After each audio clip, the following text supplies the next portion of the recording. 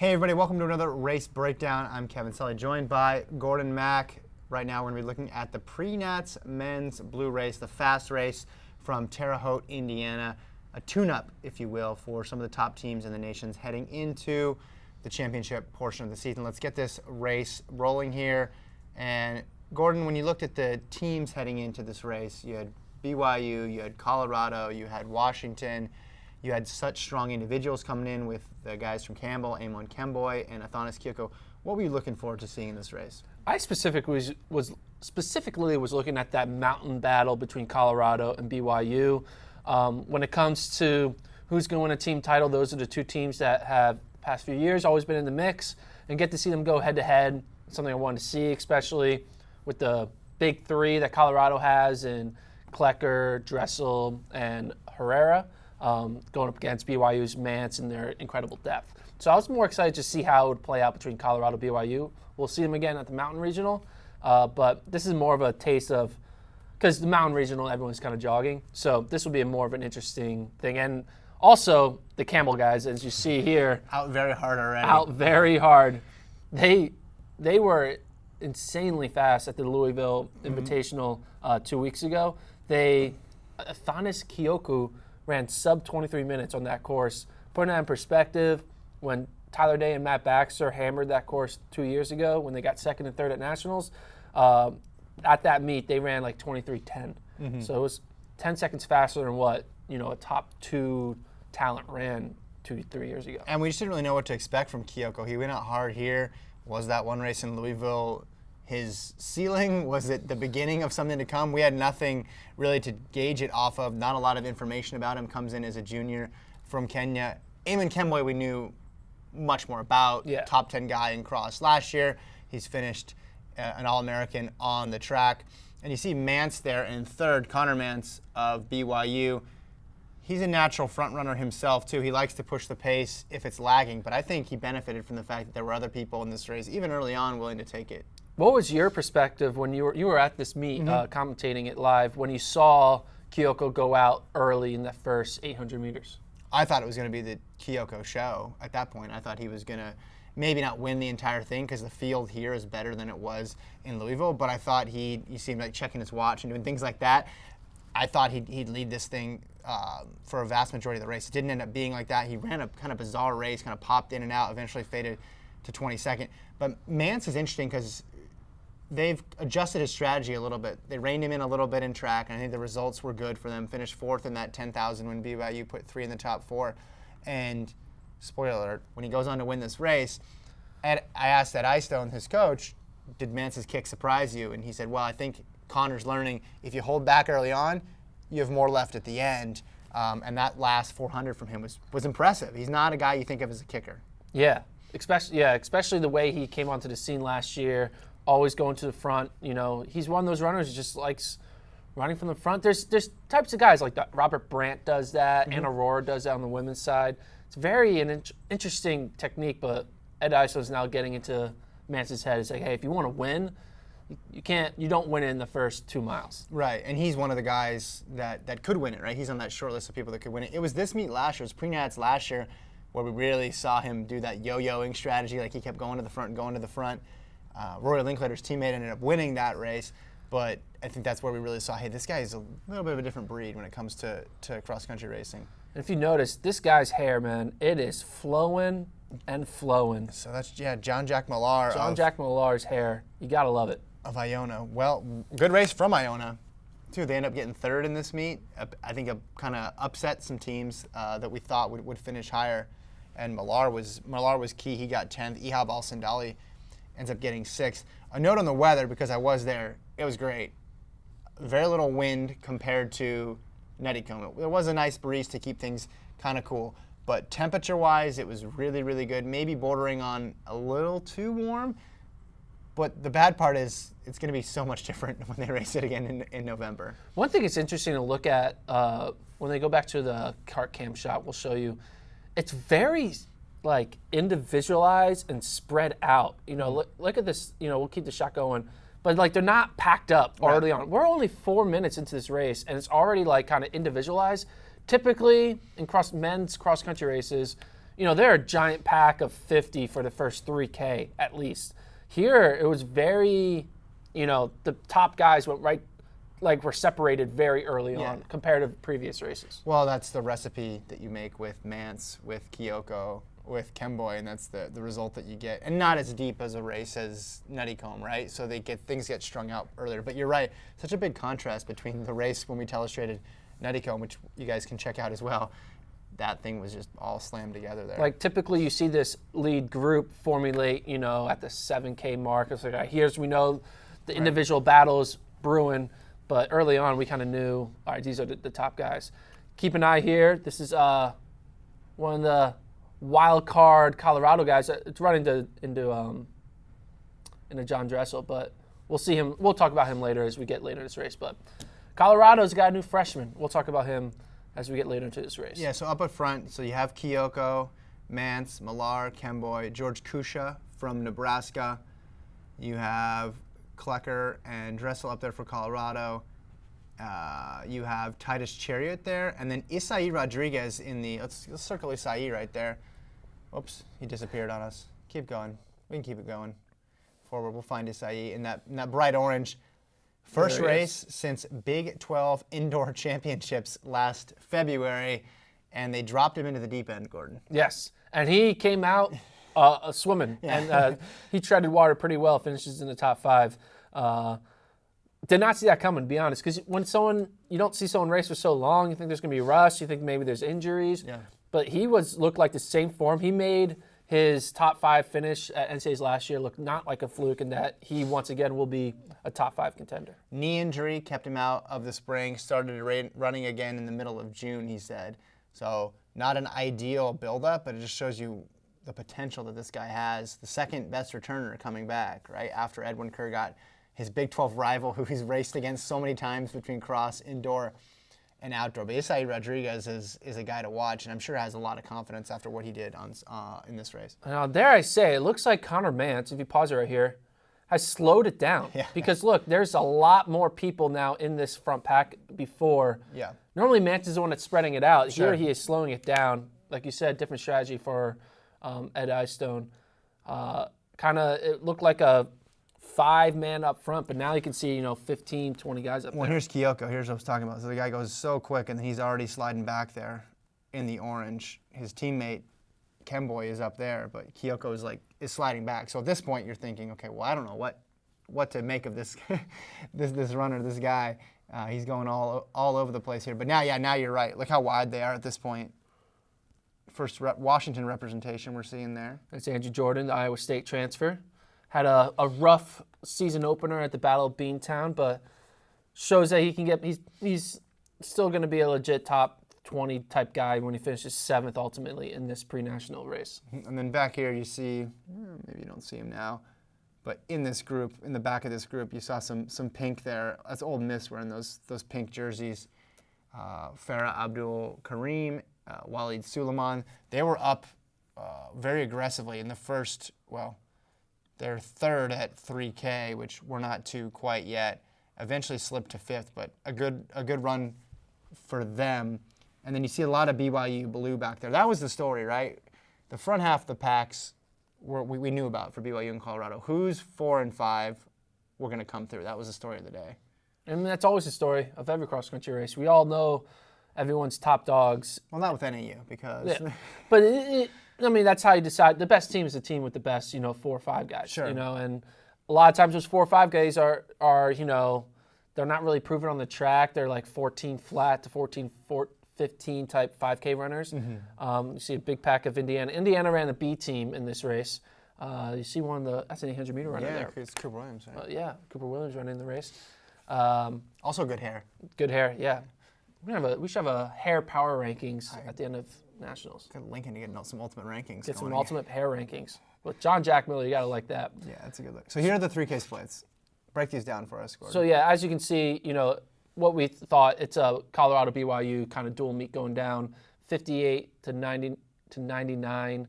Still early because everyone's in that big pack, but it showed that it was really a 2-team race early on. Well, Colorado 6-9, 13, 14, 16, because they got Horniker and Keyshawn Harrison, who's a freshman, joining that three that you mentioned, Klecker, Dressel, and Herrera. And the thing that's going to spell, we'll keep rolling here, but the six man, Colorado, CU, was 71st. And BYU. You talking about the finish or the 3K? This at 3K Yeah. was 34th. This is at 3K. At 3K. So 71st to 34th is a big difference. And that just shows that BYU has the depth that, that Colorado does not have. Sometimes depth isn't important at NCAAs. If you're a 5, show up. Right. But if one of them has a side stitch or is sick or, loses a shoe, you want that 6th man to be able to fill in for the 5th man right away. One, BYU's gap from their first person, which was Mance, with 1 point, all the way to Heslington. Their second guy was to 19th. So that was a pretty big gap. But you figure when the race went on, when the cream started to rise, that Heslington would move up there. And I think he exceeded expectations. That was a big race for him to be that close to Mance by the finish line here. This is a tough course. A lot of turning in this course, Yes. A lot of little ups and downs, different than Madison. And again, the conditions are going to be so much different in November. Temperature, moisture, it's going to be a whole different ballgame. And I also think it's visually tough because all the back and forth, a lot of times you can see where you need to be, but it takes you a lot longer to get there because you have to go the opposite direction. Like when they run a 10K, the 8K to 9K, you're running away from the finish line. You run towards it, and then you turn around and run away from it. You're like, wait, I thought we were almost done. Right. And then you had to turn around and run away from it to get to the 9K split. Something that has affected athletes in the past. I remember talking to Arkansas head coach Chris Bucknam, Stanley Kabeni, when he ran pre-nats. He ran well. It was only an 8K course. Right. And at a moment when he saw the finish line, he's like, all right, this is where I make my move. And then we see the finish line. Then move to a 10K, he sees the same spot, he sees the finish line, he makes his move, and he's like, oh crap, I'm now running the opposite direction. And he ends up finishing in top 20, but it's a visually deceptive course. You'll see that when we get to the latter part of the race. But with all those back and forths, sometimes your eye can be deceived. Yeah, and I think the Wisconsin course was less tricky in that regard, right? I mean, there was very clear landmarks like that hill at 8K that they went up for the one final time around. It was easy to kind of circle that on the map and say, this is the spot where you go. Crowded now at the top still. Man, Mance is there, but And it's spread out, too. yeah, they've made a break from that, that first 20 to everybody else, that first 15 to everybody else. You see a BYU guy there at the back. That should be Brandon Garnica. And right now in this pack, Colorado's got good positioning, right? Because they have Harrison up there along with their other 3. So they're looking really good at this point. Yeah, Mark Wetmore knows how to get his boys ready for NCAAs. We saw they had 3 guys in the top 10 last year. And now it looks like they could potentially have 3 in the top 20 if Keyshawn Harrison can prove it at the 10K level a month from now. Yeah, certainly 4 All-Americans. And then when you have 4 All-Americans, you're going to be on the podium. Yes. I mean, that's so look at that breakaway there. As you can see, let's check this pen out. Yeah, so you see Klecker here, and then there's another Colorado there, another Colorado there, and then Harrison's in there somewhere. Harrison's right there. So they're in a good position right now. If you're looking at 4. You're looking at BYU. You're like, okay, Mance is in there. Where's the rest of the? Yeah, you only see you see 4 Colorado in that pack and only 1 BYU. Right. So where are the reinforcements? Where are they going to come from?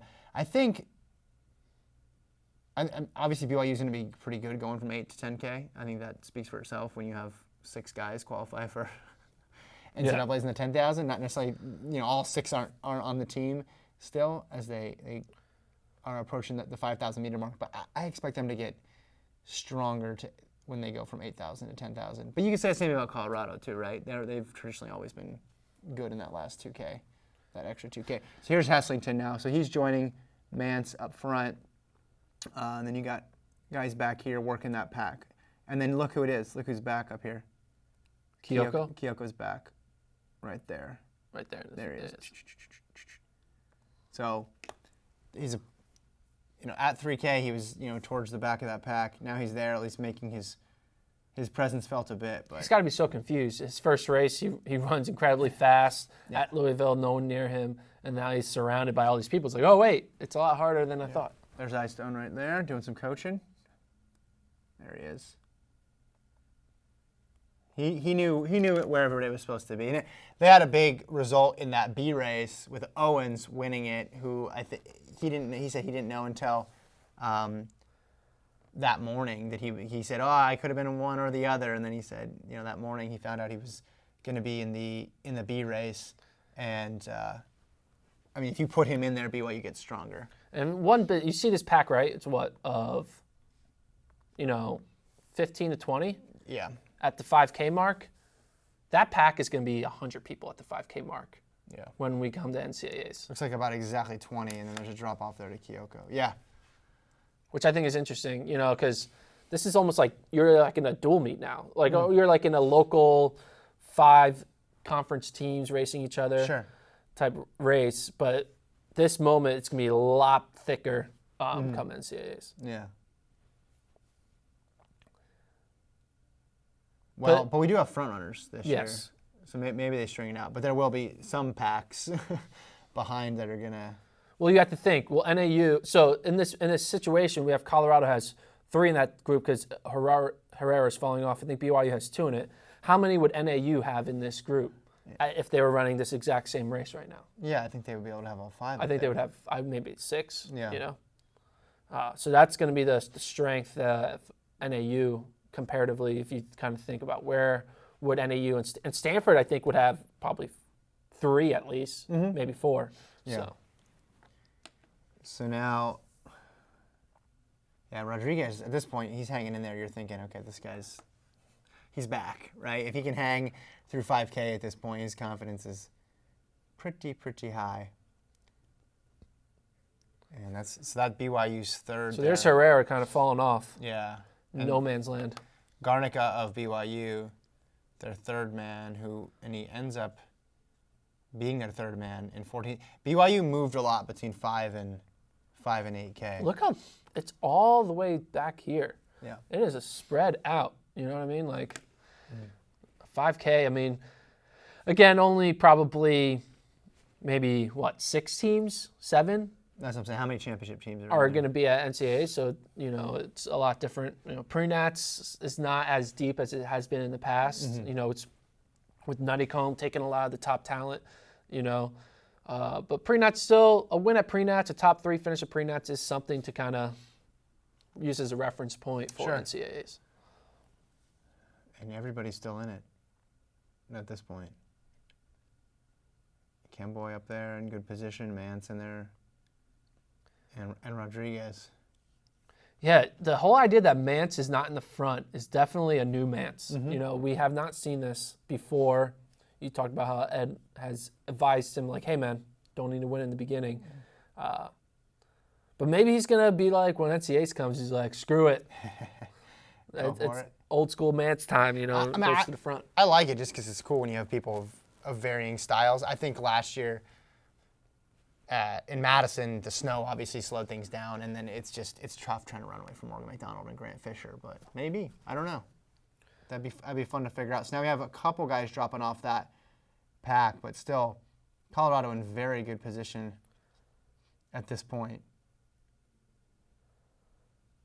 I gotta love John Jack's hair right now. That flow, that golden locks, especially matching the kit. Well, the fact that the sun was out, too. The sun is out. Just glistening off of his hair. Might be a little bit distracting for the opponents. Yes. They get entranced looking at his hair and forget that they're even running. So we're at 6,400 meters. So we're about a mile to go. Yeah. And see Isai Rodriguez there with a mile to go. Starts pushing the pace a bit, moves to the front. Finally he's like, hey, I'm back. I'm feeling good. I haven't raced in almost a year, I'm ready to go. We can taste the finish line at this point. Yeah, you can see it too. Yeah. See, he was looking over. I saw his eyes look this way because you can see the finish line. It's deceptive though. He still has 1,500 meters to go. Sure, and maybe next time he'll adjust a little bit. But again, his first time out, just a great run for him. Kemboy up there as well. So Kemboy now making a move. Mance though, like kind of seeing this move get made by Isai and then Kemboy, and Mance has to respond, and you can see he's looking down, trying to close that gap. He eventually wins this race, but this is where I think with a mile to go, Isai is like, all right, let's run. Yeah. Let's run, boys. You see there's Dressel moving up. Don't see where Klecker is. Klecker is way back, I see. Here's Right Klecker. there, yeah. He rebounds kind of a bit falling off, towards so the he end must there. rebound in the later part. Yeah. Oops, apologize.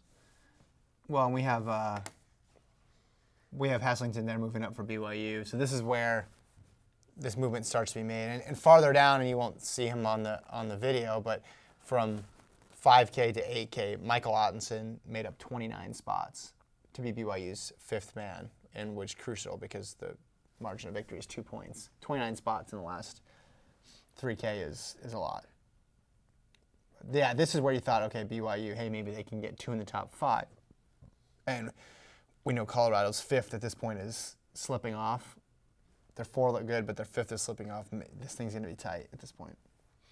Now it's a 3-person race inside a K. Yeah. And when you're live commentating this, who are you thinking has it? Like, who do you think the favorite is at this moment when we see these 3-step break away with 900 to go? You know, I was so informed by Mance's races last year to think, okay, if he's going to win this, he's got to go early. So I didn't necessarily think he'd be the favorite of these 3. Rodriguez looked so good, but then it's the fact that it's his first race. And then you have Eamon Kemboy, who wasn't even the best on his team 2 weeks ago. So, I mean, to be honest, it was a toss-up for me between all 3. When I saw Mance tuck in, though, I thought, okay, this is smart. This is a smart strategy. And there's still so much running to go, right? This isn't like a last 150 on the track. He could still do a long drive from like a quarter mile out and get enough space. But honestly, it was a toss-up because there was things to like and things to be concerned about with all 3 of them. Looping around again here. I mean, who looks the best? I mean, Mance just kind of wears it on his face. Yeah, Mance, the tilted head. Yeah. You got to think that Kemboy looks smoothest here. Because Rodriguez made the move, so you got to think that kind of, when he's like, all right, let's play, guys, let's go for a run. Yeah. You know, that might take a little bit out of him. Yeah. But he holds on right there, and they're all together here. So no big move made yet. Sure. So we still have to wait till they probably don't wait till they get to that start line when they can see the finish line 400 meters away. Yeah. And in 4th, 5th, and 6th, we got a good battle, although they've been gapped at this point, but Heslington now moved into 4th. So now it's like, okay, BYU's got 2 before Colorado's number 1. Even if Colorado counters for 3 in a row, that puts BYU in a good spot to have low scores, especially if it's going to be real close. So here we go. Here's that turn you were talking about. See, it's a little bit of a headwind they're going into, too. Yeah.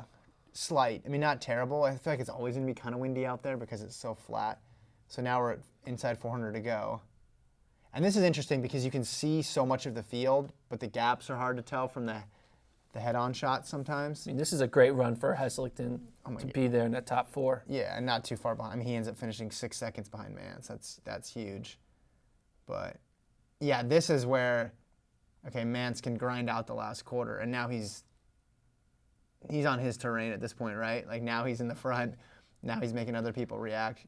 Rodriguez kind of... I was just like trying to go on the left, on the right side, like, which way? Yeah, well, that's kind of interesting because the last 400 in Madison last year too, right? And there was so many people were trying to get positioning, and Fisher was moving in and out and around. So at this point, yeah, it's Mance all the way to the finish line. And look at the stride rate, just boom, boom, boom, boom, boom. I mean, his arms are flying. The other 2 guys are running for second, Kemboy peeking around. So Mance will get the win. 23:20 is going to be the time. Kemboy, Rodriguez.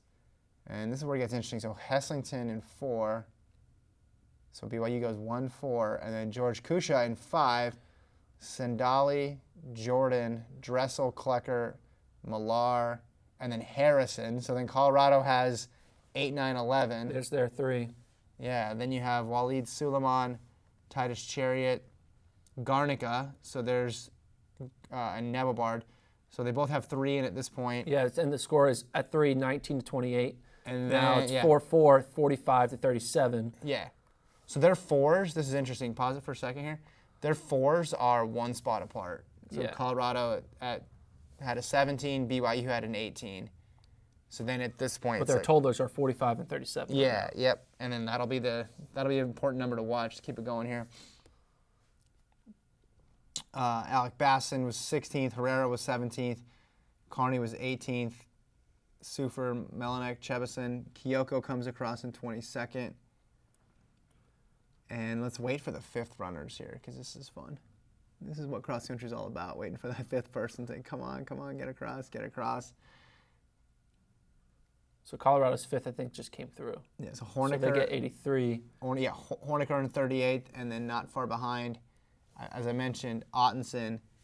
The dude he gets across in 44th, and the guy made 29 See all spots the up. BYU guys? Yeah. Kind of relieved. Yeah, so that score stood there 81 to 83. So BYU gets the narrow win here at Pre-Nut. Certainly sets the table for the rest of the season. Both teams, I think, have some things to work on, but also a good sign for both of them. Both look in good position for the podium. Yes, excited to see how they do up against the likes of Iowa State, Stanford, NAU, the top dogs over at Nuttycombe, and we get to see it live on Flow in about a month. Yeah, should be a good race. Thanks, everyone, for tuning in. If you want to see the whole race just straight through without our telestrations and the pen, you can check that out in the archive. You can also watch telestrations from both Nuttycombe races and the Pre-Nats women's race as well. We'll talk to you guys soon.